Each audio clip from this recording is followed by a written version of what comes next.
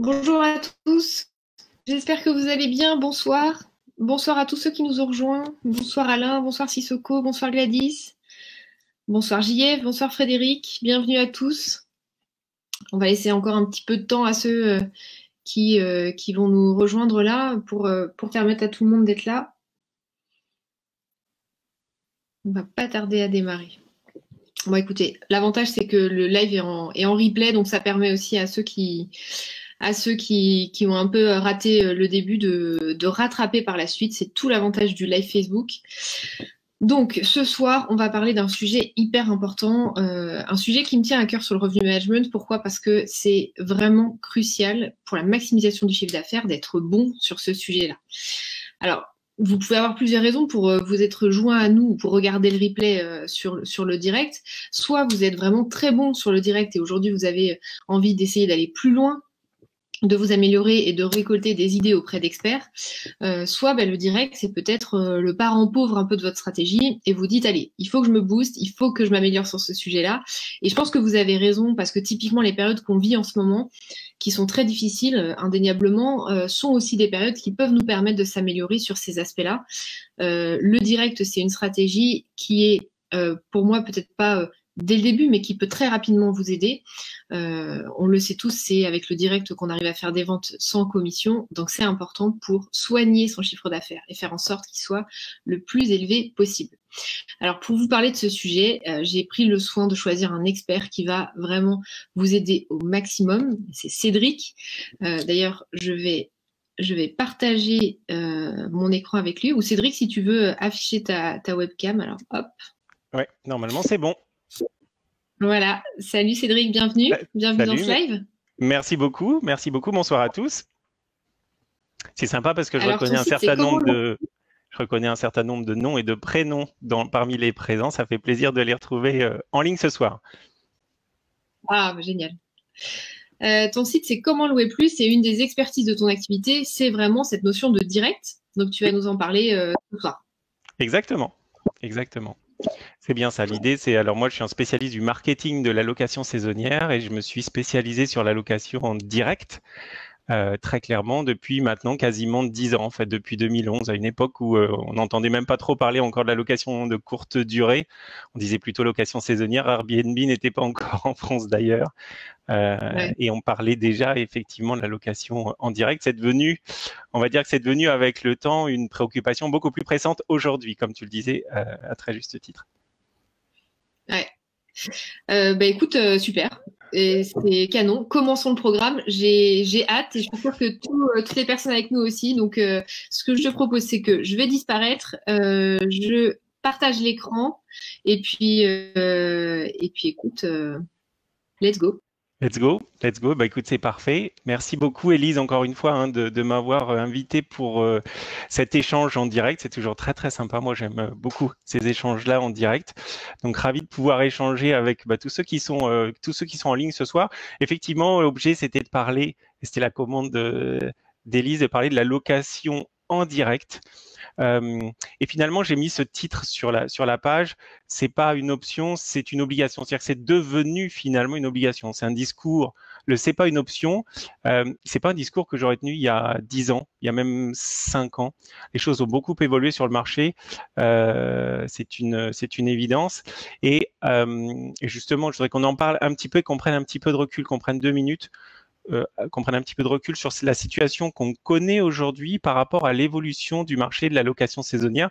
Moi, je l'ai vu pas mal évoluer dans les 10 dernières années. C'est ça que je voudrais partager un petit peu avec vous en préambule, pour après trouver par rapport à la situation actuelle comment faire en sorte de mieux préparer l'avenir, finalement en connaissant et en ayant une photographie la plus claire possible de la situation à aujourd'hui.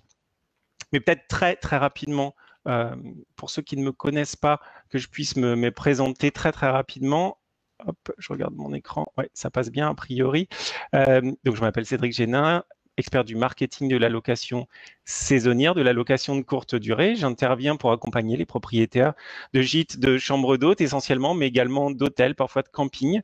Je suis l'auteur d'un certain nombre de livres consacrés à la réussite avec la location de courte durée, location saisonnière, notamment, par exemple, ce livre S'enrichir avec la location saisonnière auquel j'ai participé, livre de Ludovic Maten, ou un des derniers livres que j'ai écrit, que je partage d'ailleurs sur mon site en version PDF, loué 100% en direct. J'organise des formations, j'organise des conférences également pour la clientèle des gîtes et des chambres d'hôtes, enfin pour les propriétaires plutôt. Et puis, aujourd'hui, et de par le passé d'ailleurs, j'ai pu intervenir comme conférencier auprès d'Abritel, Homely Days, comme rédacteur d'articles pour Se Loger Vacances, Amivac, Agite. J'interviens aussi sur le forum de HomeAway. J'ai fait des séminaires avec un certain nombre d'acteurs du marché, Exotelia et Vivo. Je suis formateur aussi et des ateliers de création de sites web, par exemple, auprès d'un certain nombre d'acteurs, auprès d'offices de tourisme, auprès de Clés Vacances notamment. Et puis, j'ai effectivement mon agence, on va dire, de conseil s'appelle Comment louer plus, sur lequel il y a un blog, sur lequel vous pourrez retrouver des informations pour aller un petit peu plus loin. Il y a un blog, il y a une revue de presse que j'édite depuis maintenant plus de 7 ans. Tous les mois, je fais ma revue de presse et je partage des conseils sur la location saisonnière, comment obtenir un taux d'occupation maximum, comment arriver finalement à optimiser son arsenal marketing, on va dire ça comme ça, pour arriver à avoir un taux d'occupation maximum sur l'année. Donc voilà pour une présentation vraiment très rapide. Et donc je travaille depuis près de 10 ans moi sur ce marché et j'ai vu effectivement les choses pas mal évoluer lentement mais sûrement vers ce que je dirais ce qui est un peu aujourd'hui. Pour moi, j'ai tendance à le considérer comme ça, un petit peu comme une impasse. C'est-à-dire qu'on se retrouve dans une situation, encore une fois, il y a 10 ans, j'aurais pas dit ça, il y a 5 ans non plus d'ailleurs. La situation, elle s'est pour moi un peu aggravée ces derniers temps, à 2 niveaux.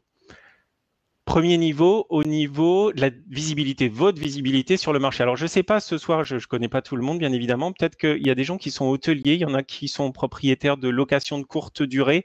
Je ne connais pas vos profils, mais on va retrouver les mêmes, finalement, les mêmes éléments de réflexion qui marquent ce marché. Donc, 2 niveaux pour moi qui expliquent qu'on est dans une impasse. Un qui va toucher votre visibilité sur le marché et le deuxième qui va toucher le contrôle concernant votre démarche commerciale.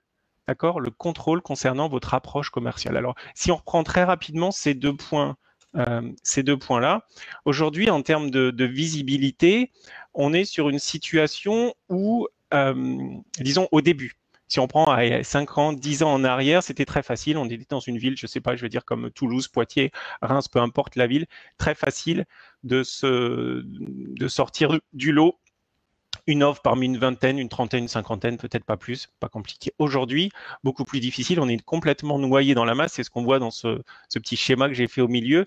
Demain, ça sera encore pire. Inexorablement, en fait, vous allez perdre en visibilité. Pourquoi ? Parce que l'offre, elle est très grande. Ça, on le sait, je ne vous apprends rien sur le sujet, mais il faut aussi comprendre un truc, c'est que si on se met à la place des sites d'annonces, d'accord, des fameuses OTA, qu'on regarde l'évolution justement du marché dans les 10 dernières années. Au départ, et c'était le cas par exemple d'Abritel, si je prends cet exemple-là, au départ, ils étaient présents sur le Minitel d'ailleurs. Il y a 20 ans, pas de souci, pour se faire connaître, on met une annonce, on ressort très facilement, on loue très facilement. Et puis, Abritel a été obligé, fort de son succès, de trouver des solutions pour arriver à permettre à ses clients de sortir du lot sur une ville. Donc, on était sur une ville, je ne sais pas, je reprends l'idée de Toulouse, par exemple, il y a 200 offres, comment je fais pour que je permette, moi, Abritel, à mes clients propriétaires de sortir du lot? Eh bien, à ce moment-là, Abritel a mis en place différentes formules. Vous avez dû connaître ça pour certains d'entre vous, probablement, Silver, Gold, Platinum, un certain nombre de formules pour donner une option, finalement, on paye plus et on a plus de visibilité. D'accord ? Et puis, les algorithmes, ils ont bougé. Et aujourd'hui, on se retrouve dans une situation où vous avez effectivement une présence sur ces sites-là, mais noyé dans la masse parce qu'il y a tellement d'offres qu'aujourd'hui, même ces formules sur Abritel, par exemple, ont été complètement retirées. Et finalement, on se rend compte que les sites d'annonces, les OTA, ils ont très peu de levier aujourd'hui et ça sera pire. Ça sera de pire en pire. Ils ont très peu de levier pour vous permettre de remonter en tête de liste. Alors, Certes, il y a les algorithmes qui font que plus vous avez d'annonces et d'appréciations, plus vous avez d'appréciation en ligne, mieux c'est, plus vous avez de belles photos, des commentaires, etc. Tout ça, ça aide. Mais quel levier ils ont réellement? Il n'y en a pas tant que ça. On le voit d'ailleurs avec un site comme Booking aujourd'hui, qui avec son programme partenaire préféré vous dit, moi, allez, je facture, on va dire 15% habituellement, et si vous acceptez que je facture davantage en termes de commission, alors je vais vous donner davantage de visibilité. C'est un petit peu comme les sites comme Abritel et autres vous ont proposé à certains moments des options de visibilité à la une. Pourquoi? Parce que c'est les seuls leviers finalement qu'ils ont pour arriver à faire des différenciations dans la masse colossale de propriétaires finalement et d'offres qu'ils mettent en ligne. Aujourd'hui, on se retrouve dans une situation très complexe d'ailleurs par rapport à ça, où on va avoir même un site par exemple comme Le Bon Coin, que tout le monde connaît, qui va réintégrer dans son offre, parce que justement leur idée c'est de grossir un maximum la taille de leur offre pour être face à leur concurrence et à arriver à être performants. Ils ont intégré dans l'offre Location, donc location de vacances. Ils ont intégré Pilgo, par exemple, avec 12 000 hôtels. Donc dans leur offre, et aujourd'hui vous êtes au milieu de leur offre si vous êtes sur leur site, vous êtes au milieu d'une offre pléthorique de location de vacances, de location de courte durée et finalement d'offres hôtelières, de résidences de tourisme, de camping parfois. Donc en fait, on se rend compte, et c'est pour ça que je m'arrête juste sur ce point, ce qui me semble important, c'est qu'en fait, on est un peu dans un cul-de-sac au niveau de la visibilité. Et la seule levier qu'ont les OTA pour arriver à nous faire ressortir du lot, c'est globalement nous faire payer plus cher et de nous faire, comme le fait Booking d'ailleurs, d'augmenter le taux de commission pour nous octroyer une visibilité supplémentaire. Donc ça, pour moi, c'est vraiment un souci majeur à prendre en compte. Deuxième élément qui explique à mon sens qu'on est aujourd'hui dans l'impasse, c'est que quand on travaille exclusivement avec des OTA, on perd un petit peu le contrôle de sa démarche, de son approche commerciale, que ce soit sur les conditions de réservation, par exemple. Si vous voulez pas, vous savez, sur un site comme Airbnb, par exemple, vous allez avoir différents niveaux, on va dire, de conditions de réservation et d'annulation, strict, pas strict, etc., flexible. On a aussi sur un certain nombre de sites, on va pousser à la réservation instantanée. Est-ce que c'est réellement ce que l'on veut quand on est propriétaire, être forcé comme ça par des règles très figées et par un système, par exemple, de réservation instantanée qui nous pousse et qui nous force à finalement ne pas pouvoir choisir nos locataires dans un circuit complètement fermé où tous les paiements se font en ligne? Est-ce que c'est réellement ce qu'on veut? Pas sûr, pas sûr. Taux de commission très élevés et qui sont de plus en plus élevés, ça touche aussi vos clients, c'est-à-dire les locataires de façon générale qui eux aussi se retrouvent à avoir des taux de commission et des frais pour leur réservation qui sont très élevés. Ça veut dire aussi qu'ils commencent petit à petit à partir de ces sites d'annonces classiques, de ces OTA, parce que ça ne leur convient pas. Tout simplement, au bout d'un moment, ils en ont marre de payer des frais. Ils préfèrent clairement louer en direct. Et puis, perte de contrôle au niveau, alors c'est ce que j'ai marqué sur l'affiche ici, vous le voyez peut-être, trésorerie, les conditions d'annulation. On l'a vu pour les remboursements, je ne vais pas trop revenir là-dessus. Je pense que vous en avez suffisamment entendu parler, les remboursements du Covid-19 avec des actions très spécifiques et sans demander l'avis des propriétaires finalement. Et c'était le cas chez Booking et Airbnb et dans une moindre mesure chez Abritel Holidays. Mais voilà, des situations où on perd le contrôle parce qu'on est pieds et poings liés avec des sites d'annonces qui n'arrivent plus, malgré tous leurs efforts, n'ont plus suffisamment de levier pour arriver à nous faire gagner en visibilité. Et le seul levier, souvent, encore une fois, c'est véritablement leur taux de commission. Donc, partant sur ce principe-là, effectivement, on a envie de se dire, mais est-ce que c'est pas effectivement la location en direct? Et pour moi, c'est important juste de rappeler ce contexte et de bien comprendre pourquoi finalement on parle de location en direct, parce que c'est une des problématiques numéro 1 aujourd'hui et c'est ce que je mettais en introduction. Pour moi, c'est même une voie obligatoire. C'est-à-dire qu'on n'a pas d'autre option que de passer par le direct pour s'en sortir à court moyen terme. D'accord ? J'ai posé cette question-là d'ailleurs à des propriétaires il y a très peu de temps lors d'un sondage. Je partage avec vous les résultats ici. Votre problématique numéro 1, être indépendant des sites d'annonces à 51% des propriétaires interrogés. Deuxièmement, louer davantage. Troisièmement, développer votre visibilité. Donc on est en plein sur ce triptyque du haut qui fait qu'effectivement la majorité des propriétaires aujourd'hui veulent être indépendants ou davantage, on va dire, indépendants des sites d'annonces. comment faire ça? C'est ça la question. Comment faire ça? Eh bien, l'idée, à mon sens, et c'est celle que je défends donc depuis une dizaine d'années auprès des propriétaires que j'accompagne, c'est d'adapter votre stratégie marketing pour que le poids relatif des sites d'annonces, c'est ma petite boule bleue sur le schéma, je ne sais pas si on la voit bien, le poids relatif des sites d'annonces et de votre marketing personnel, c'est-à-dire ce que vous allez créer comme canaux de communication et de publicité pour vous, soit différencié. Si aujourd'hui vous êtes à 100% sur les sites d'annonces, 0% sur votre marketing personnel, l'idée c'est d'être plutôt à 50% assez rapidement sur les sites d'annonces, puis à 50% sur votre marketing personnel, et puis de trouver un rééquilibrage, soit 50-50, soit peut-être même jusqu'à 100% de votre marketing personnel et plus du tout sur les OTA qui seront de moins en moins efficaces dans l'absolu et qui doivent en tout cas se creuser les ménages pour trouver des parades et des solutions pour arriver à vous redonner de la visibilité. Donc cette question-là, pour moi, elle est très très importante. C'est comment je reprends la main sur mon activité, sur ma façon de gérer tout simplement ma location, que ce soit encore une fois location, gîte, chambre d'hôte, hôtel, camping, toujours on est sur les mêmes problématiques. Le poids du marketing personnel est extrêmement important et c'est celui-là qui doit prendre effectivement une longueur d'avance et faire ça de façon progressive, pas brutale, une progression tranquille qui redonne davantage de poids au marketing personnel. Et aujourd'hui, c'est quelque chose qui fonctionne tout à fait. Certains propriétaires le font déjà, arrivent à louer 100% en direct. Moi, je le vois dans le cas des propriétaires que j'accompagne, dans le cadre du club CLP. Alors, club CLP, j'aurai peut-être l'occasion de vous en reparler si ça vous intéresse. C'est un club de propriétaires dans lequel je donne tous les outils, tous les conseils marketing, l'accompagnement, les modèles et ce qu'on va voir d'ailleurs dans le reste de la présentation pour permettre de faire de la réservation en direct. Aujourd'hui, 100% des gens qui sont dans le club marketing font de la location en direct. Il y en a même 40%, il y en a même 2 tiers d'entre eux qui font plus de 40% en direct et 1 tiers d'entre eux qui font plus de 80% en direct. Donc tout ça pour vous dire que on n'est pas sur un fantasme. Parfois, j'ai ce commentaire-là, dire mais non, mais c'est pas possible de louer en direct. Il n'y a que les OTA, il n'y a que eux qui ont sclérosé ou qui ont pris le marché. Et il n'y a que ça qui est possible. Voilà. Donc là, je veux juste vous dire, non, on peut aller au-delà. Et c'est ce qu'on va voir d'ailleurs en rentrant dans le détail d'un processus en 4 étapes pour se mettre finalement à la réservation en direct, j'allais dire sereinement. Alors voilà, je ne sais pas si vous avez des commentaires ou des...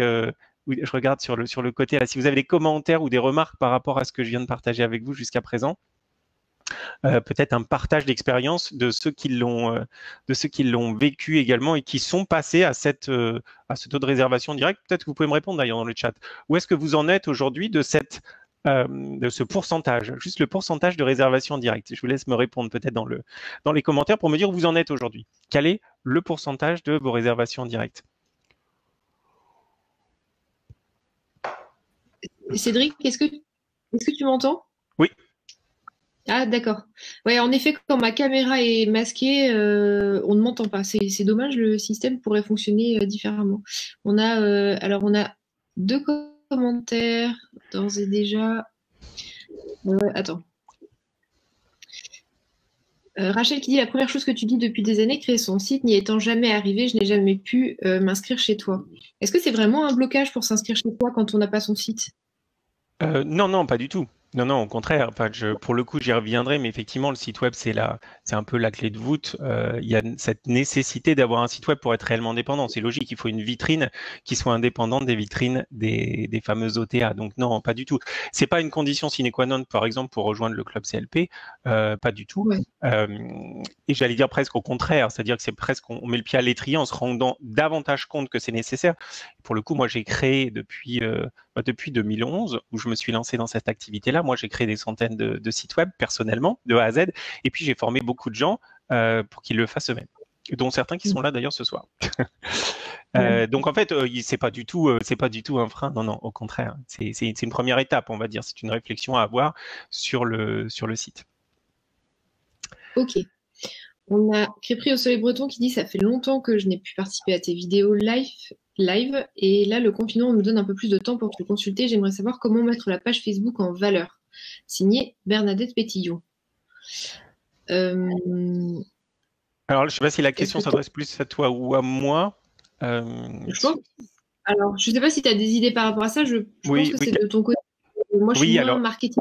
Mais Alors, la page Facebook, alors après, chacun a son opinion sur la page Facebook. Juste d'un point de vue purement stratégique, le meilleur conseil que je puisse vous donner, c'est de faire l'inverse de ce qui a permis à Facebook d'être aussi puissant aujourd'hui. C'est-à-dire que Facebook est très puissant parce que sur tous les sites du monde entier, de particuliers notamment, mais aussi de professionnels, ils ont réussi à convaincre les gens de mettre ces petits éléments, vous savez, ces petits pictos pour qu'on partage sur les réseaux sociaux. Ce petit picto qu'on partage sur les réseaux sociaux, c'est quoi? C'est un lien retour, on parle en termes de référencement naturel, un backlink qui renvoie vers Facebook. Il y en a des millions sur tous les sites du monde entier qui font le trajet de votre site personnel vers Facebook. C'est exactement le chemin qu'il ne faut pas faire dans l'absolu. Donc, je conseille toujours de faire exactement l'inverse. On a et on fait sa publicité éventuellement sur Facebook si on le souhaite. On met le lien de notre site web sur Facebook pour que ce lien revienne sur notre site web personnel et exclusivement dans ce sens-là. Un site web personnel, il doit être créé pour créer des liens entrants et une fois que les gens sont arrivés sur votre site, qu'ils sont entre guillemets captifs, on fait tout pour que en un seul clic, ils ne sortent jamais de chez vous. En un clic, ils tombent sur une autre page, puis une autre page, puis une autre page qui va les séduire, les convaincre et les décider à réserver chez vous. Mais seulement dans ce sens-là pour le coup. super. On a Sandra qui dit je suis. Attends, hop, alors je n'affiche. Je commence à peine depuis 4 mois et je suis à 80% en direct. C'est une belle performance. Super, très belle performance, effectivement. Alors, Antonio qui dit 0. Antonio qui dit 0. Voilà. On a 20% en médecine de santé. D'accord. Claire qui nous dit appartement en cours de rénovation, j'ai profité du confinement pour créer mon propre site, justement. Canon, Claire, bravo. Ouais, c'est super. Alain qui nous dit 0% de direct. On a Rachel qui dit j'ai créé mon site suite à tes recommandations et j'ai fini piraté, jamais un client. Alors ça, c'est quelque chose dont on peut parler peut-être. C'est quand même rare. Il faut se le dire. Hein, parce que... Alors le piratage, alors en plus, si le site, un site qui a été piraté, s'il est fait avec ma méthode en termes de formation et de contenu, il est dépiraté, on va dire ça, en quelques minutes. C'est-à-dire en 5 minutes, un site qui a été attaqué, on retrouve des sauvegardes de ce site, puisque moi j'en fais plein. En fait, et le site est directement corrigé et remis en marche tout de suite. Donc il n'y a jamais véritablement de souci à ce niveau-là, à condition bien évidemment que ça a été bien pensé au départ, parce que les attaques, la sécurité informatique sur un site web, on sait que ça n'existe pas à 100%. Par contre, on peut mettre en place des outils effectivement pour limiter ces attaques, premièrement, et puis savoir que si elles arrivent, et ça arrive de temps en temps, on ne peut pas dire le contraire, bien qu'on ait les outils pour pouvoir corriger ça. Super. On a Frédéric qui nous dit 5% de direct. D'accord. Ok, Frédéric. Sandra nous dit d'ailleurs, avec la crise, ça pousse les gens à demander les numéros pour passer hors Airbnb. Donc, bien sûr. Bien sûr, parce que les taux de commission commencent à être très très forts. Hein. Les frais de dossier pour les locataires, il faut bien se rendre compte que ça commence à devenir assez élevé. Hein. Et donc forcément, les gens ne veulent pas suivre ça. C'est normal. On a JF qui dit 70%. Jean-François. Gladys nous dit je n'ai pas encore de site web. D'accord. Rachel dit on n'est pas informaticien. Oui, mais je comprends. C'est pour ça que voilà, dans ce cas-là, il faut se faire effectivement aider, revenir. Nous, quand on travaille ensemble, pour venir vers nous. Notre équipe, nous, on est une partie de l'équipe en tout cas qui est dédiée à ça. Dès qu'il y a un souci, il faut revenir vers nous pour qu'on puisse effectivement intervenir et corriger le tir. Il n'y a aucun souci. J'ai pas un seul site d'un de mes clients et j'en ai fait probablement maintenant peut-être un bon millier que j'ai pu le faire moi-même ou par l'intermédiaire de formation auprès de clients. J'ai aucun site qui est bloqué, piraté, définitivement perdu. Ça n'arrive pas, en fait, hein, tout simplement. Donc faut être confiant sur les sites, quel que soit le problème. En tout cas, on a toujours une solution technique. Quand je dis on, c'est moi avec mon équipe quand on travaille ensemble, mais de façon globale, aujourd'hui, la plupart des gens savent s'organiser, des informaticiens, des webmasters savent faire ça très bien. Ok. Voilà à peu près les retours. Si, on a Frédéric aussi qui nous dit depuis le confinement, il a 100% de direct. D'accord, c'est excellent. Ouais, est-ce que c'est intéressant, Frédéric? Est-ce que tu peux nous dire si tu sais pourquoi? Parce que pour le coup, c'est vrai qu'avec toutes les opérations pour le corps médical, j'aurais cru l'inverse, moi. Je trouve ça étonnant, mais intéressant. Du coup, si jamais tu as des pistes pour comprendre un peu pourquoi.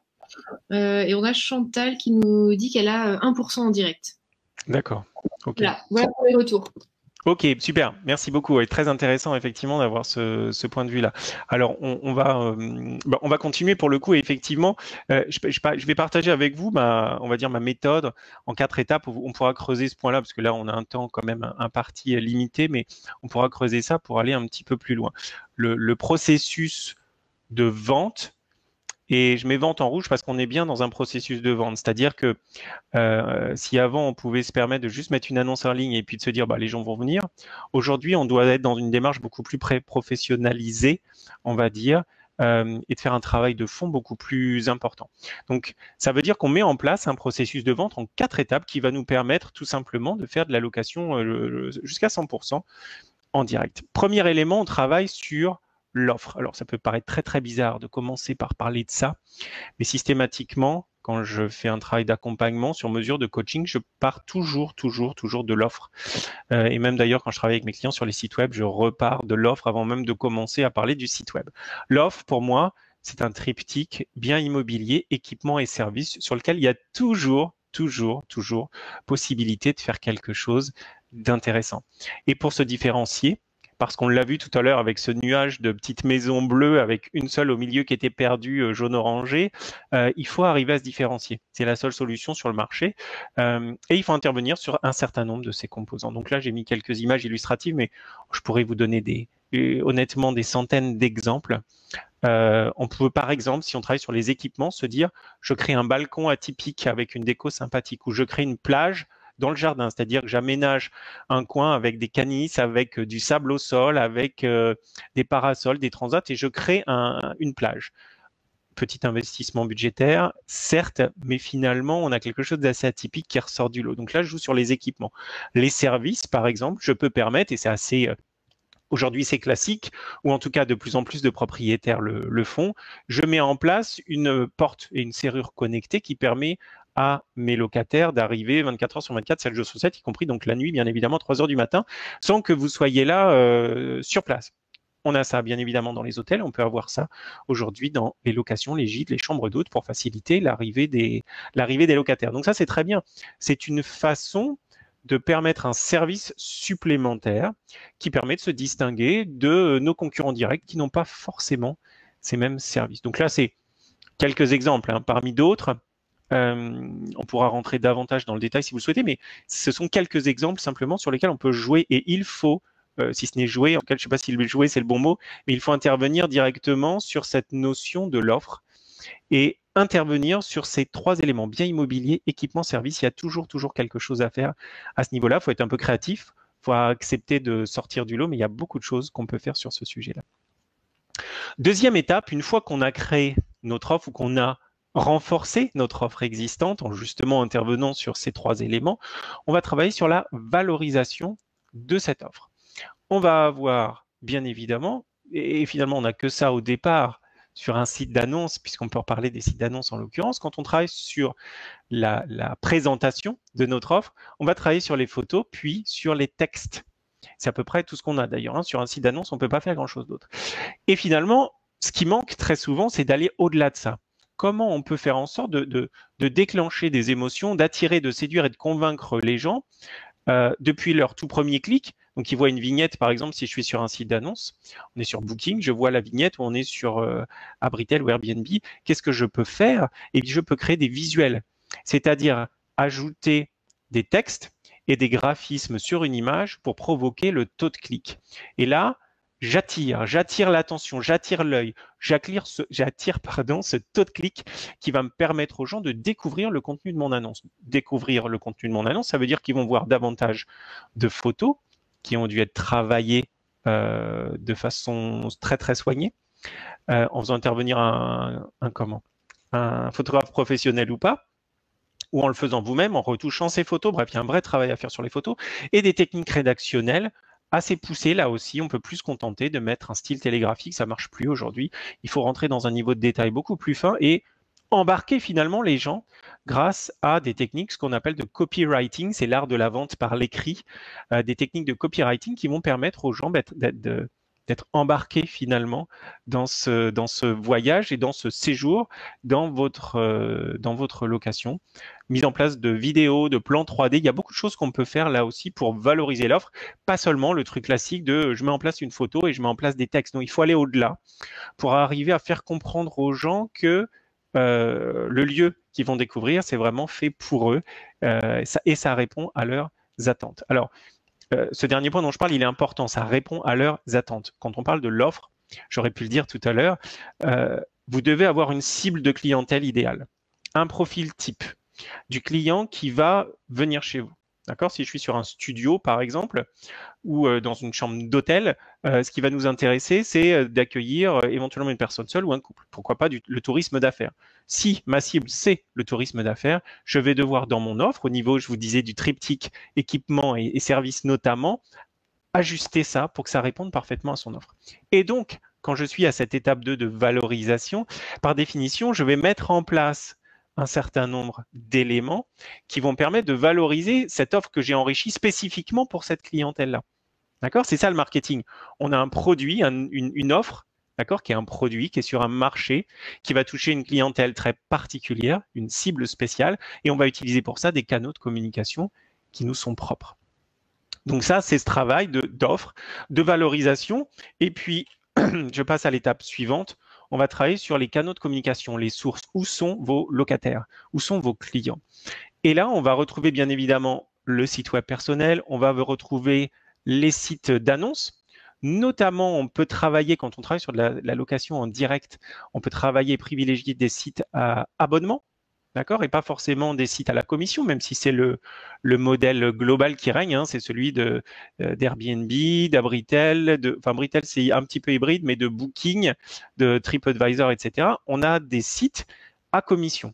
La plupart des sites à commission, d'ailleurs, soit dit en passant, sont plutôt des sites qui militent pour de la location de nuitée en milieu urbain. D'accord, si je devais simplifier à l'extrême.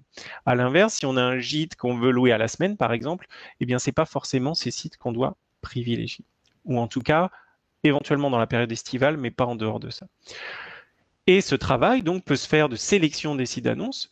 Pas tous, si je suis sur Airbnb, Booking, TripAdvisor, Expedia, je cible à peu près les mêmes clients. Donc là, j'aurais pu miser que sur un seul site, globalement, j'ai à peu près les mêmes clients. Mais par contre, si je cible et que j'utilise et que je m'appuie sur un site d'annonce à abonnement, à ce moment-là, ça peut être légèrement différent. Et on va toucher des clientèles pour le coup, qui ont des profils, des psychologies et des attentes qui vont être différentes. Donc, c'est intéressant de savoir ça. Et sur les OTA, donc à abonnement, on a la possibilité de mettre, par exemple, un lien vers un site web. Donc, pas de difficulté majeure pour communiquer et pour déclencher des réservations en direct. On peut bien évidemment travailler avec les offices du tourisme dans les autres sources de location, de locataires, pardon, de clients, les sources de clients, les offices du tourisme. Là, bien évidemment, tout dépend des échelons. Il y a l'échelon local, il y a l'échelon, on va dire, cantonal, on va dire ça comme ça, ou les communautés d'agglomération. On va parler de l'échelon départemental et régional. Bien évidemment, en fonction de ces différents échelons, on n'a pas les mêmes budgets et on n'a pas non plus la même capacité ou la même force de frappe. Ils n'ont pas la même force de frappe pour vous accompagner dans vos projets. Réseaux sociaux, on en parlait tout à l'heure, notamment avec Facebook, la façon de l'utiliser pour justement provoquer des réservations directes, c'est-à-dire donc des réseaux sociaux vers votre offre à vous, notamment sur votre site web. Donc ça, ce sont les sources, on va dire, classiques sur lesquelles on peut travailler. Et puis, il y en a une autre qu'on doit développer énormément et qui va nous permettre de différencier davantage encore notre clientèle. Moi, sur les sites d'annonces, les OTA de façon globale, donc je vous disais les sites à abonnement, les sites à commission, il va y avoir des sites à portée nationale et à portée plus locale. Il y a plein de critères de différenciation. Donc, il faut déjà les panacher un petit peu mieux. Très souvent, c'est un de mes conseils. Et deux, travailler ce marketing de niche de façon beaucoup plus poussée. Marketing de niche, ça veut dire quoi? Ça veut dire que je peux, par exemple, m'adresser à des randonneurs ou des golfeurs. Ici, j'ai mis quelques illustrations, mais c'est infini, hein, quasiment. S'il y avait un centre équestre à côté de chez moi, je pourrais m'intéresser aux gens qui viennent au centre équestre à côté, pourquoi pas. Et faire cette différenciation absolue qui va nous permettre de créer nos propres canaux de communication en nous adressant directement à notre cible totalement en dehors des sites d'annonces. d'accord? On s'adresse directement aux randonneurs, on s'adresse directement aux golfeurs, on s'adresse directement à ceux qui sont passionnés de cheval, par exemple, qui, vous le savez, vont venir à côté de chez vous et donc qui auront besoin d'hébergement à un moment donné. Donc, c'est là où vous devez vous mettre sur leur chemin. Quand on fait ça et qu'on développe beaucoup ce marketing de niche, quand je dis beaucoup, ça ne veut pas dire qu'il faut cibler tous azimuts plein de critères différents. Il faut faire des choses cohérentes par rapport à votre localisation, à la taille de votre hébergement, au type d'offre que vous proposez, standing aussi, et en cibler quelques-unes. Mon conseil, c'est prendre 2, 3 niches très très spécifiques et puis de m'adresser à elles de façon directe en trouvant des canaux adaptés. Quand on fait ça, on développe énormément ce que j'appelais tout à l'heure le marketing plus personnel. Hein, sur ma petite balance là avec les 2 boules jaunes et vertes, je crois que c'est ça les couleurs. Le marketing personnel devient beaucoup plus important et je crée mes canaux de communication directe avec le gros avantage, c'est que quand on fait ça, on va enrichir notre offre spécifiquement sur la partie équipement et services spécifiquement pour ces clients-là. Eux vont être d'une fidélité incomparable. Donc revenir et vous allez bénéficier d'un bouche à oreille énorme sur le sujet. Dernière étape de ce processus en 4 étapes, en toute logique, de mettre en place des outils. Parce qu'aujourd'hui, la plupart des outils, donc outils LED de location en direct, outils LED, location en direct, la plupart de ces outils aujourd'hui, vous vous appuyez sur des outils qui existent très souvent sur les sites d'annonces, sur les OTA. Synchronisation des calendriers, email automatisé, tout ça, vous pouvez le faire en direct sans aucun site d'annonce. Il y a plein d'outils pour ça. Devis, réservation, signature d'un contrat en ligne ou même sur un smartphone, paiement en carte bancaire directement chez vous avec un mini terminal qui vous coûte presque rien. La gestion des cautions, comment vous pouvez faire vous aussi des empreintes de carte bancaire pour éviter ce débit d'argent qui parfois est gênant dans la relation contractuelle que vous avez avec vos locataires. État des lieux, carnet d'accueil, bref, il y a plein de solutions indépendantes dont vous pouvez être vous-même maître et propriétaire. Donc, bien évidemment, ce sont des choses qui sont importantes. Il y a aussi des outils, et là, on rejoindra Élise, ton champ direct, plein d'outils de yield management dont tu as sûrement déjà parlé avec la plupart, des outils dont on peut se faire soi-même j'allais dire, le propriétaire et les utiliser indirectement des OTA. Donc, tout ça, quand on met tout ça bout à bout, on a une offre qui est forte, qui est bien en place, qui a été enrichie, notamment, je redis, mais sur les aspects équipements et services. On a valorisé ça au-delà des traditionnels photos et textes en ayant pris soin de créer des visuels, des vidéos, de travailler sur le copywriting, se former sur le sujet pour vendre. Parce que le copywriting, c'est pas seulement dans les annonces, c'est dans vos emails également ou sur les textes de votre site web. Comment arriver à convaincre les gens en quelques secondes. On a quelques secondes pour convaincre. Donc, comment on fait ça? C'est justement en utilisant ces techniques rédactionnelles très spécifiques. Une fois que c'est valorisé, on a votre offre qui est bien faite. Ensuite, vous la valorisez. Ensuite, vous travaillez, vous diffusez cette annonce et cette matière-là. C'est votre arsenal marketing finalement pour moi. C'est tout ce que vous avez pu faire à l'étape de valorisation. Vous le diffusez sur toutes vos sources de locataires. Et vous avez enfin les outils que moi j'ai appelé outils LED là, de location en direct que vous mettez en place directement sur pour votre propre activité. Et quand vous faites ça, vous gérez finalement tout le processus de la découverte des locataires et de vos clients jusqu'à la finalisation de la transaction et même l'après, puisqu'il peut y avoir des questionnaires de satisfaction, des relances et des modèles d'email pour obtenir des appréciations 5 étoiles à chaque fois. Donc tout ça, c'est votre processus que vous devez mettre en place, donc en quatre étapes assez simples sur le papier. Après, il y a un certain nombre d'éléments à mettre en place, bien évidemment. Donc une fois qu'on a dit ça, on est sur un processus, j'allais dire un processus de vente qui fonctionne à coup sûr, des étapes simples, mettre en place les choses au fur et à mesure. On ne va pas passer du tout site d'annonce à 100% de location en direct en un quart de seconde. Ça se fait petit à petit. Il faut utiliser un certain nombre de stratégies pour arriver à détourner aussi l'attention ou attirer plutôt l'attention des internautes pour qu'ils passent chez vous en direct. Et tout ça, ça se fait donc, j'allais dire, relativement facilement.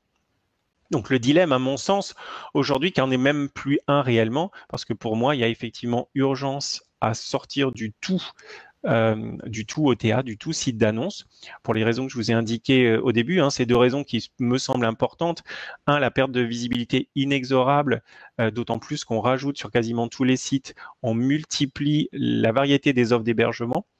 Donc, c'est plus seulement de la location saisonnière ou du gîte, mais on va avoir des résidences de tourisme, des campings, des hôtels, tout ça sur les mêmes sites. Donc, vous êtes perdu, que vous soyez hôtel, que vous soyez chambre d'hôte, que vous soyez location de vacances, tout ça est mélangé avec un volume d'offres énorme dans lequel vous êtes noyé finalement dans la masse. Il y a ce point-là, pour moi, qui est très important. Et le deuxième dont j'ai parlé tout à l'heure, effectivement, c'est la perte de contrôle.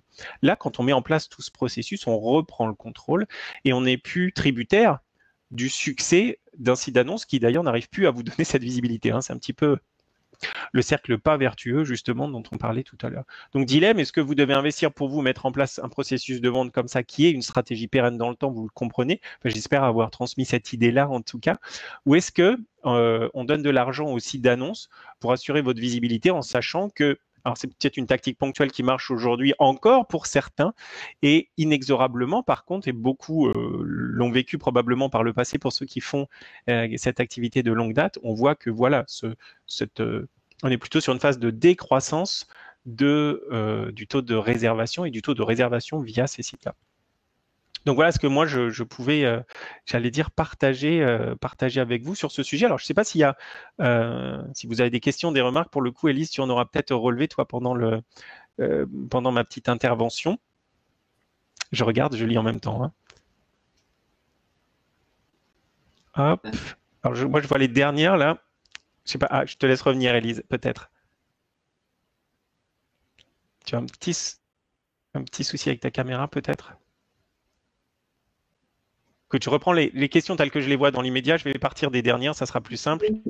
Ah, c'est bon. Oui, j'ai eu du T'es de retour. J'étais là, super attentive, je n'arrivais pas à revenir. Alors oui, il y a pas mal de questions qui ont été posées. Je vais reprendre le fil. Ce que je te propose, c'est que pour les personnes qui ont posé des questions plus personnelles, qui sont issues de participation à ta formation, par exemple, ça peut être des réponses. Enfin, sauf s'il y a des questions où tu trouves que c'est intéressant de répondre à tout le monde, mais sinon, ça peut être l'occasion d'y répondre en commentaire pour toi dans un second temps. Oui, peut-être, ou pour ceux qui ont des questions pour le coup et qui sont des propriétaires qui ont déjà travaillé avec moi, autant revenir vers moi directement si c'est un point très, très, très, très ponctuel. Ou une problématique ponctuelle. Je vois par exemple, là, je vois Laurent qui dit « Je suis abonné à la formation Comment louer le plus et au moment de créer mon site sur OVH, tout a bugué. » Pas de souci, Laurent, il faut revenir vers nous et on voit ça ensemble effectivement pour débugger. Il n'y a pas de raison que ça marche pas. Tous les sites se sont faits, donc ça ira aussi. Ouais, il n'y a pas de raison. Un message de Frédéric. Quand je dis direct, j'ai mis une annonce avec que... Ah, alors attends, parce que ça doit faire référence. C'était l'explication de Frédéric de tout à l'heure. Ah oui. Qui nous disait comment j'ai réussi à avoir 100% en période de confinement. Je pense que c'est ça.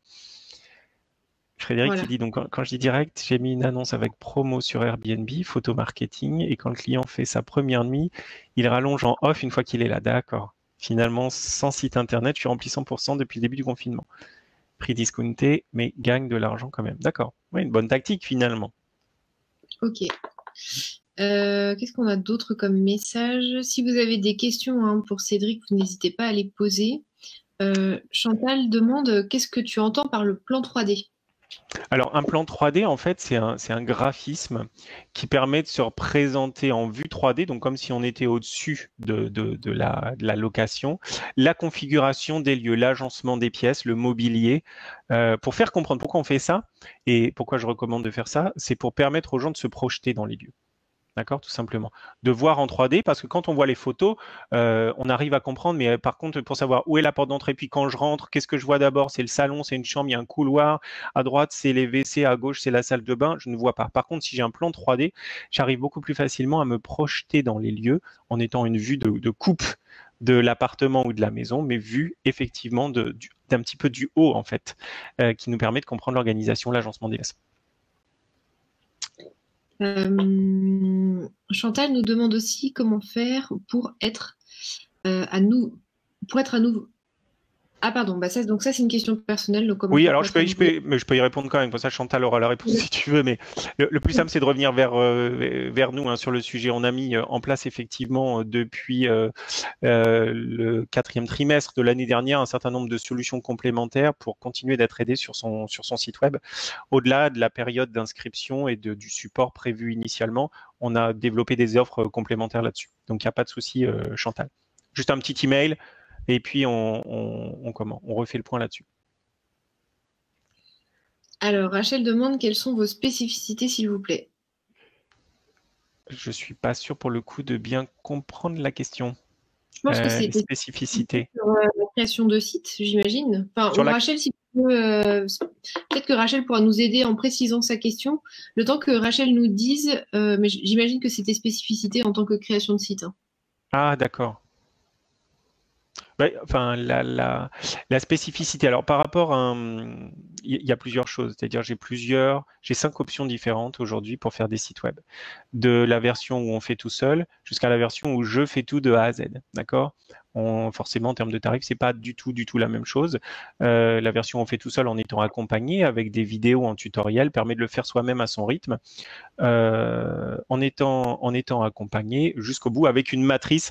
La spécificité là-dessus, c'est qu'on a créé une matrice qui est déjà préconfigurée avec non seulement toute la partie technique, mais aussi toute la partie marketing. Moi, c'est ce qui m'intéresse parce qu'un site web, c'est un média qui est là pour vendre. C'est pas juste, on se fait pas un site web pour se faire plaisir en fait. Donc le design du site, à la rigueur, il doit pas seulement vous plaire à vous, il doit aussi et surtout plaire aux internautes, aux clients. Donc on fait un site web qui est optimisé sur la partie marketing, qui va faire que les gens vont aller de page en page de façon naturelle, forcée en fait, mais eux vont le percevoir de façon naturelle pour aller jusqu'à la demande de réservation. C'est comme ça qu'on va travailler avec un modèle bien particulier que j'ai créé il y a maintenant quelques années, qu'on met en place justement pour provoquer les réservations directes.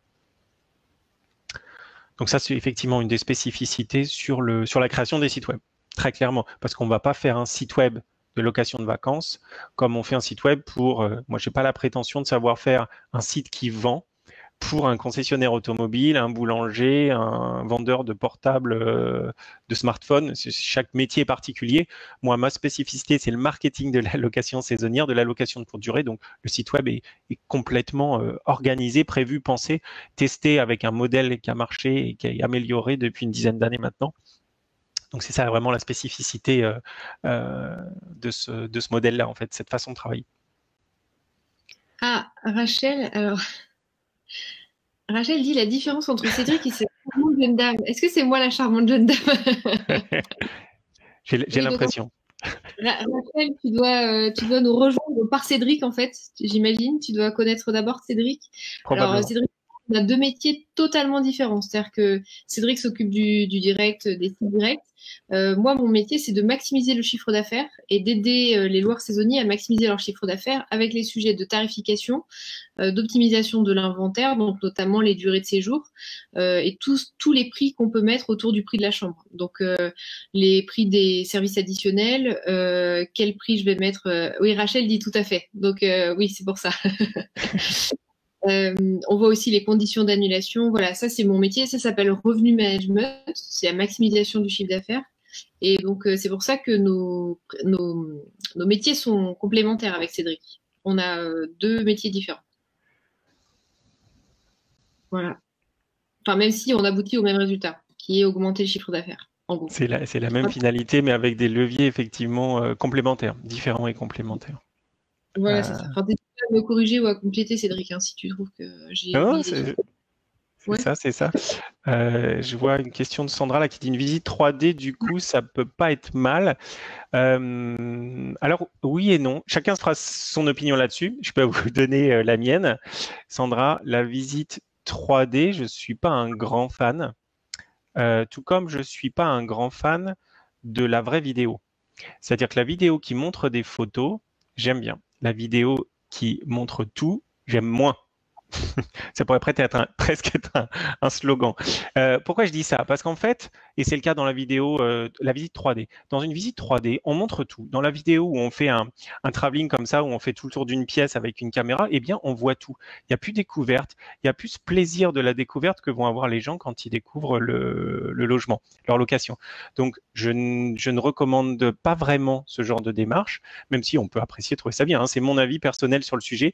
Je trouve que c'est aussi prêter ou tendre la perche quelque part pour se faire battre, c'est-à-dire donner la possibilité à quelqu'un de trouver un défaut dans une prise de vue que vous avez montrée. Alors que quand on fait sa photo, on la fixe, on la cadre, on définit nous-mêmes le cadre de la photo. C'est pas un peu plus à gauche ou un peu plus à droite, non, c'est comme ça. C'est-à-dire que les gens ne verront pas ce qu'il y a à gauche, pas à droite, ni en bas, ni en haut.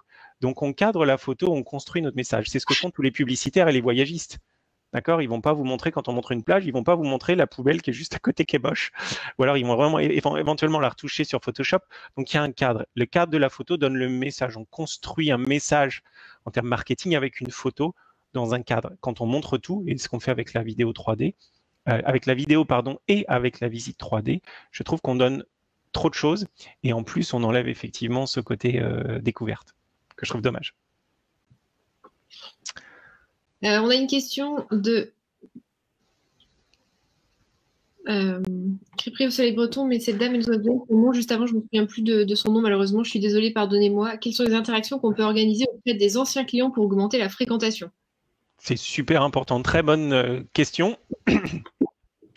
Très bonne question. En fait, on s'aperçoit que pour beaucoup de propriétaires, le fait de travailler, en fait, la fidélisation, c'est très souvent, c'est le pan vraiment complètement oublié du marketing. On ne sait pas pourquoi, on n'y pense pas ou on n'ose pas. Et très souvent, ce que je constate, c'est qu'on n'ose pas en fait réellement aller vers les gens pour les relancer, leur dire, bah, écoutez, voilà, j'ai une offre particulière pour vous.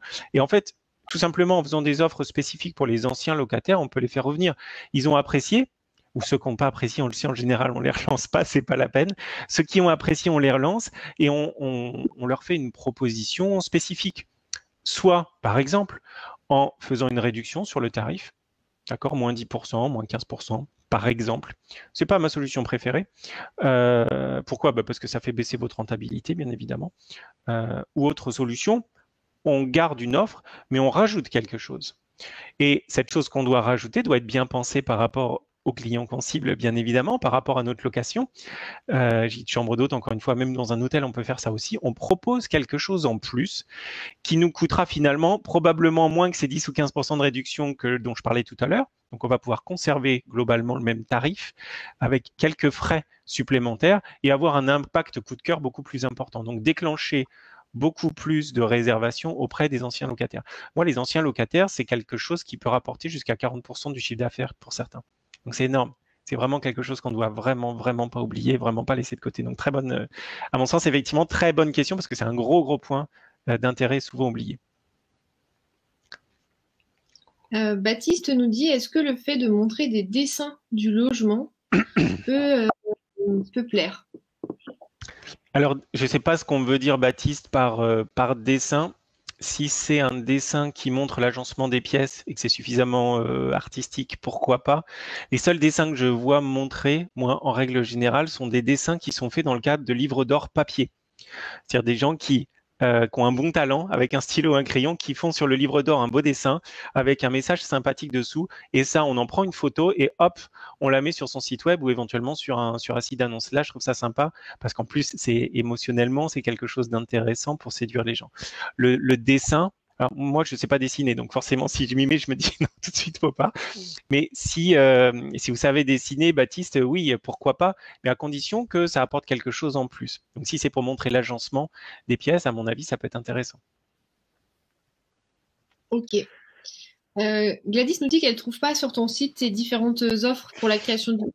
Alors, en fait, effectivement, là, je vous le partage à l'écran. J'avais prévu de vous montrer ça, effectivement, pour aller plus loin aujourd'hui. Donc, il y a un site qui s'appelle commentlouerplus.fr sur lequel, en tapant simplement ce lien, vous allez tomber sur une formation gratuite et puis un livre à télécharger gratuitement aussi, donc en complément, qui va vous permettre d'aller beaucoup plus loin dans ce qu'on s'est dit. Je crois que, Élise, tu as ces liens, tu pourras les partager également de ton côté. Et puis, pour ceux que ça intéresse, il y a le club CLP, donc qui est j'allais dire, cette plateforme de ressources dédiée à l'allocation saisonnière. Aujourd'hui, il y a 120, même 130 dossiers dessus. Il y a des formations thématiques tous les mois à raison d'un email qu'on reçoit par semaine avec beaucoup de conseils pour avancer et muscler sa stratégie progressivement. On fait des formations, une formation live marketing, donc des formations en live comme ce soir, une fois par mois sur des thématiques très diverses et variées. D'ailleurs, on a eu l'occasion d'inviter Élise dans ce cadre-là qui nous a parlé du revenu management justement et des stratégies de gestion des prix, de gestion des saisons, de gestion des conditions de réservation aussi. Il y a un forum, il y a des outils, des modes d'emploi pas à pas, des tutoriels en vidéo, il y a des modèles d'email, etc. Bref, plein de choses, plein de ressources qui sont à disposition. Donc ça, c'est dans le club CLP, donc qui est là pour aider les propriétaires, leur donner un maximum d'informations, justement, leur donner les outils pour leur permettre de louer 100% en direct. Donc voilà les liens pour répondre à la question pour le coup, puisque c'était quelque chose que j'avais sous le coude. On a Chantal qui nous dit que du coup, c'est pas forcément simple de relancer les anciens locataires. J'ai l'impression de faire du forcing. Je comprends, mais c'est ce qu'on disait tout à l'heure, en fait, c'est le fait d'oser. Mais en fait, on se pose mal la question. C'est-à-dire que est-ce que Chantal, vous seriez gêné si Élise, moi-même, on vous renvoie un email, par exemple, pour vous proposer de l'aide ou vous donner un exemple de ce que vous pouvez faire qui serait bien pour vous? Alors vous allez peut-être me dire oui, mais en règle générale, si ça vous est utile et si ça vous parle et qu'on parle le même langage, il y a peut-être un des deux emails que vous allez garder et regarder et apprécier, voir les deux, idéalement, j'espère. Et si imaginez-vous à la place d'un locataire, finalement, vous avez peut-être déjà fait de la location, Chantal, et si c'est un propriétaire qui vous envoie une offre parce que dans une location que vous avez beaucoup appréciée, il y a peu de chances que vous ne lisiez pas son email parce que vous avez apprécié sa location et que vous ne prêtiez pas attention à son message et à l'offre qu'il peut vous faire. Et comme vous avez apprécié cette location, vous allez à votre tour probablement peut-être donner suite à sa proposition. Donc dans l'autre sens, ça marche. Il faut juste se mettre en tête que le propriétaire, ça serait dommage quelque part, je vais le verbaliser autrement, ça serait dommage de ne pas proposer à vos anciens locataires, de ne pas leur proposer cette offre que vous mettez en place pour eux et que vous le fassiez uniquement pour des gens que vous ne connaissez pas. Ça serait dommage, il n'y aurait pas de logique finalement à ça. Chantal confirme en disant non, ça me toucherait de recevoir. Voilà. Voilà, donc c'est ça, c'est ce contact. Pardon, Élise, excuse-moi. Ah non, pas c'est juste une blague. Donc en fait, c'est ça, effectivement, c'est ce contact qu'on va créer. Il ne faut pas du tout hésiter. Alors, la différence entre j'ose contacter les gens et je les harcèle, c'est quand je leur envoie un email par semaine non-stop. Et encore, si c'est sur une période très courte, dans le cas du club CLB, par exemple, je donne une démarche très ingénieuse qu'a développé un propriétaire aux États-Unis. Où il envoie 3 emails à une semaine d'intervalle pour des raisons très particulières et il déclenche comme ça, mais parce que son offre est vraiment pensée, enfin tout a été conceptualisé aux petits oignons et il fait des relances, mais un premier envoi, un deuxième, un troisième sur 3 semaines et après il arrête. D'accord? Mais il y a une raison pour laquelle il fait ça, hein, bien évidemment. Donc non, il ne faut pas hésiter, faut le faire avec une fréquence raisonnable et puis il faut essayer de trouver un angle d'attaque. Je viens de créer mon site web, donc voilà, je tenais à vous en informer. Ça nous fait plaisir de partager ça avec vous. Ça suffit, ça nous fait plaisir de partager ça avec vous. Ça peut suffire. Et on peut aller plus loin. Et dans ce cadre-là, d'ailleurs, j'ai prévu une offre très particulière qui est celle-ci, cela pour nos anciens locataires. On serait ravis de vous revoir à tel endroit. Voilà, par exemple. Alors, on a Rachel qui nous dit, elle nous partage sa conviction, c'est que les clients de tourisme, je pense que Rachel veut dire les clients loisirs, enfin qui se déplacent à titre personnel ou ont envie de changer de lieu. Par contre, et c'est la deuxième partie de son message, les clients business sont à relancer. Moi, je partage une conviction, c'est que les deux sont à relancer, hein. C'est que parfois, on peut avoir des gens qui ont été vraiment super contents de leur séjour, même s'ils viennent pour des vacances, et qui peuvent revenir au même endroit. Je partage ton avis, bien évidemment. Alors, sur le tourisme d'affaires, ça paraît évident, donc il n'y a pas débat là-dessus. Parce qu'au contraire, il y a une fidélité. Il y a une fidélité et une récurrence assez simple, logique, presque évidente. En tout cas, les possibles semblent plus simples, plus clairs et plus directs. Sur les clientèles de tourisme classique, on va dire des vacanciers pour bien se comprendre, moi je m'aperçois qu'en fait, il y a beaucoup de gens qui reviennent sur place. Il y a des gens qui n'aiment pas ça, clairement, d'accord, qui vont changer de lieu tout le temps. J'en fais partie, donc je les comprends très bien. Et il y a ceux qui, au contraire, ont trouvé un pied-à-terre qu'ils apprécient particulièrement. Pour peu qu'il y ait une offre très spécifique à cet endroit-là qu'on trouve nulle part ailleurs, bah, les gens ils voudront revenir là. Donc c'est encore une fois, vous voyez, j'ai dit cette offre, c'est sur cet élément de la réflexion qu'il faut travailler l'offre. Si votre offre elle est atypique ou qu'il y a un élément dedans, un seul peut suffire. Hein. Un seul élément qui fait que les gens vont revenir chez vous, ben, ils reviendront chez vous justement parce qu'il y a cet élément en plus. Donc non, il faut effectivement, à mon sens, les relancer également. Catherine nous dit, je ne sais pas si tu vas comprendre, sinon Catherine, je veux bien que vous nous précisiez votre question. Pour quelle raison ce propriétaire fait ses relances sur 3 semaines? Oui, c'était par rapport à l'exemple que je donnais tout à l'heure. C'est un processus spécifique qui se fait en 3 semaines parce qu'il a une offre à la fin de la troisième. Enfin, il n'a pas une offre à la fin de la 3 semaines. Il donne une échéance à 3 semaines. Donc après, l'animation de ce processus est intelligent et bien fait pour justement, ça déclenche les réservations, mais il fait ça sur 3 semaines parce qu'il a une offre commerciale qui se fait sur 3 semaines, tout simplement. Ok. On a une question de Chantal qui nous dit, moi j'ai un levier car j'ai fait des travaux d'amélioration, dont la climatisation. Oui. Effectivement, alors ça peut être c'est un bon point qu'on va voir. Alors justement, là on est sur pour moi équipement, limite service par rapport à l'offre, d'accord, dont on parlait tout à l'heure, sur mon petit schéma en quatre étapes. Équipement, limite service, parce que avoir du frais quand il fait très chaud, pour moi, c'est presque un service rendu. Donc on est sur cet équipement, donc il faut effectivement trouver un moyen de le valoriser pour faire en sorte que les gens y adhèrent et trouvent ça intéressant. Après, comme c'est un élément qu'on peut retrouver dans d'autres formes d'hébergement touristique, c'est un plus qu'il n'y aura pas partout, mais c'est pas forcément cet élément-là qui peut être très différenciateur. Par exemple, quand on est dans le sud de la France, la majorité des gens qui sont dans la région Provence-Alpes-Côte d'Azur vont avoir des hébergements avec la climatisation. Donc c'est pas un élément si distinctif que ça. Par contre, voilà, il faut réfléchir à d'autres choses au niveau de l'offre. Ça dépend tellement du bien et de son environnement. Est-ce que c'est un appartement? Est-ce que c'est une maison? Il y a tellement de questions à se poser, la capacité de couchage, le standing, le positionnement prix. Il y a énormément de choses à réfléchir en fait quand on pense à l'offre. J'inviterais à réfléchir à quelque chose d'un petit peu plus discriminant ou plus original peut-être que simplement la clim. Mais par contre, c'est un très bon point. Quand je dis ça, ça ne veut pas dire qu'il ne faut pas la valoriser. Hein. C'est un très très bon point. Mais peut-être qu'on peut trouver quelque chose de plus différenciateur, on va dire ça comme ça. Mais je ne suis pas sûr que ce différenciateur, ça existe en français, mais on se comprend. Ouais. Hein, en tout cas. On se comprend. Je crois qu'on a répondu à toutes les questions. Si vous avez d'autres questions, n'hésitez pas, c'est le moment. Cédric, est-ce que tu avais des choses à rajouter, toi, de ton côté? Non, moi, pas particulièrement. On va dire mon credo, c'est vraiment de faire en sorte que les propriétaires soient indépendants. Moi, je suis quelqu'un de très épris de liberté. C'est mon tempérament, c'est mon caractère.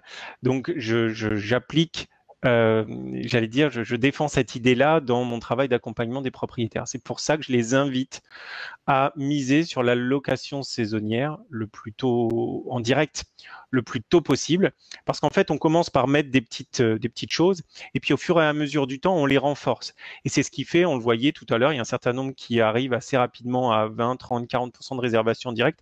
Je crois que tout à l'heure, on avait Jean-François qui parlait de 70%, si ma mémoire est bonne, de réservation directe. On n'obtient pas ça du jour au lendemain. On l'obtient parce qu'on commence et qu'on va chercher les bons outils pour mettre en place un processus de vente logique, cohérent, qui fait qu'au final, on arrive à provoquer des réservations réellement en direct et presque à coup sûr si on a travaillé correctement sa démarche. Donc, cette indépendance, elle m'est très chère. C'est pour ça qu'elle fait partie de mon ADN. Elle fait partie aussi de ce que je propose. y compris d'ailleurs même quand je travaille sur des sites web, c'est-à-dire qu'à la différence de beaucoup de web marketeurs, et parfois ça peut surprendre, à la différence de beaucoup de web marketeurs qui vont vendre la création du site, puis derrière qui vont vendre à coût de 300, 400 euros des frais on va dire, de gestion maintenance annuelle, je ne fais pas ça. Je veux que mes clients soient indépendants de moi pour leur site web. Donc, je leur enseigne comment être indépendant sur ce côté-là aussi, parce qu'il est très important dans le cadre de la location en direct.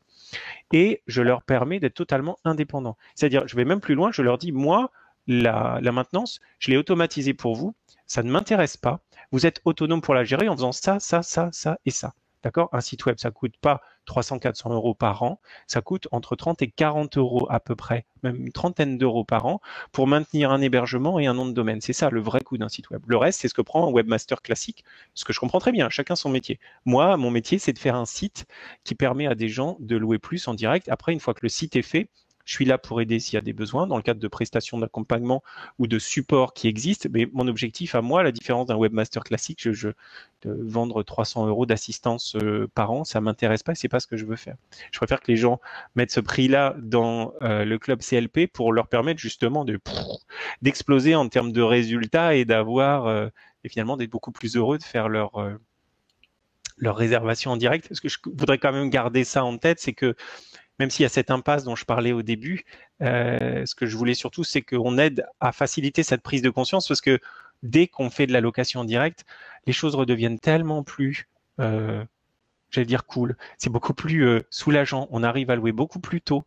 On arrive à louer de façon beaucoup plus sereine et on retrouve ce fameux lien PAP qui existait il y a 20 ans qu'on a perdu de particulier à particulier réellement et c'est très sympathique, on a des gens chaleureux, on arrive à les fidéliser, on en parlait beaucoup plus, donc c'est beaucoup plus sympathique comme ça.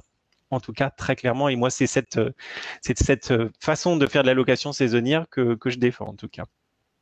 Voilà, désolé, c'était une petite conclusion peut-être un peu longue. Tu m'as dit quelques mots, j'en ai mis plusieurs, je suis bavard, désolé.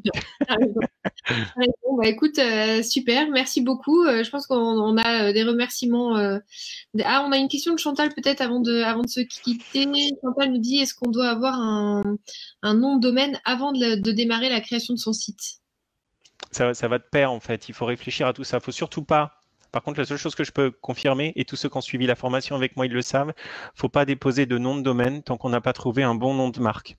Le nom de marque, c'est le nom qu'on va attribuer à sa location. D'accord? L'erreur classique, c'est dire, je sais pas, je vais dire gîte, pardon, plus le nom de la ville.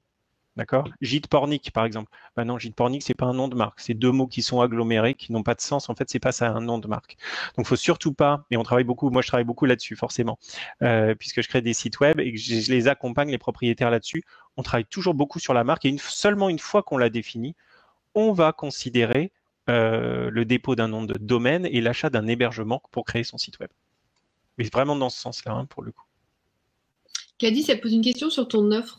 Avec la première offre Silver, est-ce qu'il y a un tutoriel pour la création du site web de réservation? Non, pas intégré dans cette offre-là. Non, la création d'un site web, c'est vraiment une pièce beaucoup plus, j'allais dire, engageante et complexe que ça. Alors, on parle de la création des sites web et je peux vous dire, voilà, on peut toujours faire un site de telle et telle manière, mais le programme d'accompagnement que je propose sur la création des sites web, c'est une autre partie qui est très complémentaire justement avec le club CLP, mais pas intégré dedans. Axel nous donne une idée pour le direct qui est assez intéressante, c'est qu'elle nous dit « Bonsoir, moi je propose à mes voyageurs un tarif préférentiel dans le Poney Club qui est à côté pour les balades à cheval à travers les vignobles varois. Les voyageurs apprécient bien. J'ai également invité tous mes voyageurs par SMS de l'année dernière à passer directement par moi pour leur réservation de cette année avec un tarif préférentiel à moins 5%. » Ouais, alors ça fait écho à ce que tu disais tout à l'heure. Et d'un point de vue tarifaire, on peut même aller un peu plus loin dans la mesure où on sait qu'on a un écart de commission super important, on a 17%. Si ça passe avec moins 5%, c'est bien, il ne faut surtout pas aller plus bas. Mais si vous voyez qu'il n'y a pas un bon taux de retour, vous pourriez probablement aller un peu plus bas, sans gagner moins finalement, parce que c'est du direct. Et Axel, là, touche en fait deux sujets qui sont super importants à mon sens. Le premier, ça va être effectivement ce travail spécifique. Tout à l'heure, je parlais d'un centre équestre, mais on est en plein dedans.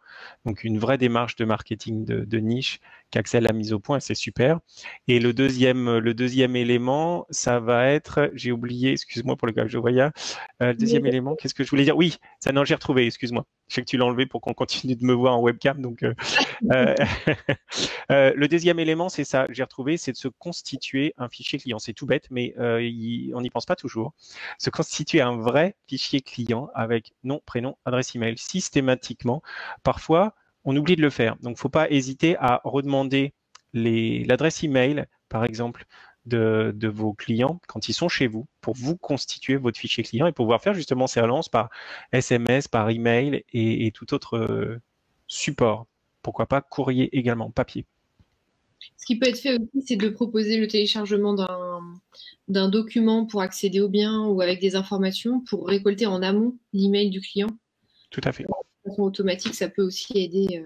Ça peut Ouais, aussi. ça fait partie effectivement des choses qu'on présente en détail. J'ai fait des formations sur le sujet qui sont intégrées dans le club CLP. Je peux rebondir là-dessus tout à l'heure sur la question de qui c'était Sandra? Non, c'était Gladys, pardon. Avec l'offre Silver, non, mais par contre, avec l'offre Gold et Gladys, il y a énormément de formations. Je crée une formation par mois qui dure 1 heure et demie sur un sujet dédié. Et ce dont tu viens de parler, Elise, justement, la mise en place d'une sorte d'e-book, de guide que l'on télécharge en donnant son adresse email, c'est un excellent moyen de se constituer une liste de prospects qu'on va pouvoir relancer ensuite par ailleurs. Donc ça fait partie effectivement des formations. Il y a une trentaine de formations à ce stade dans la formule Gold du Club CLP par rapport à la formule Silver dont on parlait tout à l'heure. J'ai dit merci aussi parce que je vois que François, JF Tuguet, Jean-François, qui dit oui, je confirme 70% avec mon site CLP comme Louis+, donc le club et beaucoup de com avec mes locataires. Je pense qu'il faut effectivement garder le contact avec ses locataires très très régulièrement. Super. Bah écoute, merci beaucoup Cédric, merci pour tout ce que tu nous as partagé ce soir. C'était super intéressant. J'espère que ça a été assez. J'ai pas été trop bavard. Super intéressant. Merci beaucoup, Elise, à toi encore une fois de m'avoir invité. J'étais content de faire cet échange avec vous. Ravi. Bah, génial, plaisir partagé. Puis merci à toutes les personnes qui étaient avec nous ce soir. Si vous avez encore des questions, vous pouvez poser à Cédric qui pourra y répondre en commentaire. Et puis bah, merci à tous et bonne soirée. Merci beaucoup à tous. Merci à toi, Elise, encore. Bonne soirée à tous. Portez-vous bien. Au revoir.